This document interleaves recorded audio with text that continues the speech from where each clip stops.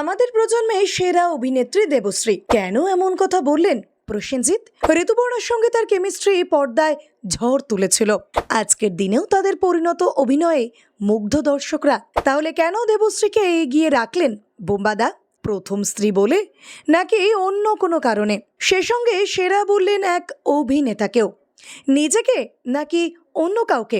জানতে চোখ রাখুন এই ভিডিওতে। একটা সময় প্রসেনজিৎ দেবশ্রী জুটি দিয়েছে একের পর এক হিট সিনেমা উপহার। তারপর আবার প্রসেনজিৎ ঋতুপর্ণা জুটিকে তো উত্তম সুচিত্রার রিপ্লেসমেন্ট হিসেবেও ধরা হয়। তাহলে কেন ঋতুপর্ণার নাম না নিয়ে দেবশ্রীকে তাদের প্রজন্মের সেরা অভিনেত্রী বলেছেন প্রসেনজিৎ? একটা সময় বাংলা সিনেমাকে এগিয়ে নিয়ে গিয়েছিলেন উত্তম কুমার, সুচিত্রা সেন, সুপ্রিয়া চৌধুরীর মতো তারকারা। যখন তারা এই বিনোদন দুনিয়া থেকে বিদায় নিচ্ছেন, ঠিক সেই সময় এসে বাংলা সিনেমার হাল ধরল প্রসেনজিৎ চট্টোপাধ্যায়, চিরঞ্জিত চক্রবর্তী, তাপস পাল, অভিষেক চট্টোপাধ্যায়রা। তাদের অভিনয়ে আবারও হলমুখী হতে শুরু করে বাংলা সিনেমার দর্শকরা।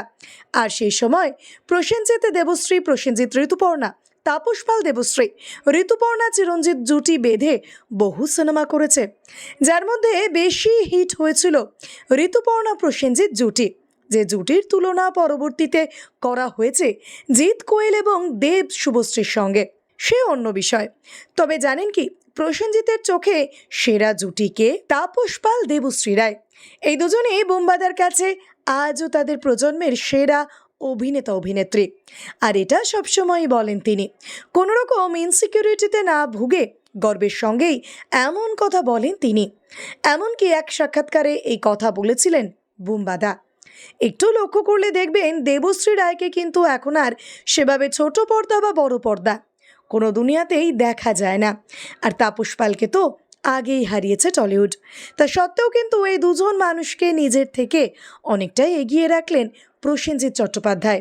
ভিডিওটি ভালো লেগে থাকলে অবশ্যই লাইক, শেয়ার, সাবস্ক্রাইব করবেন আর কমেন্টে অবশ্যই জানাবেন আপনি কোথা থেকে দেখছেন।